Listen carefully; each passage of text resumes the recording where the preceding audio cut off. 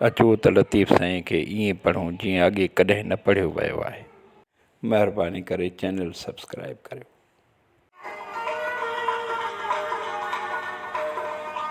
हरदम हो तपनो जो ॾिसण भाए जो ॾिख,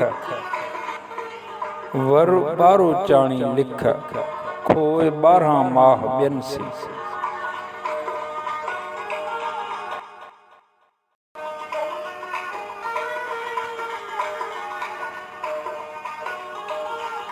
ए ससुई हो तपनो जो दीदार, सदाई शादीअ जे ख़ुशियुनि खां वधीक भाए।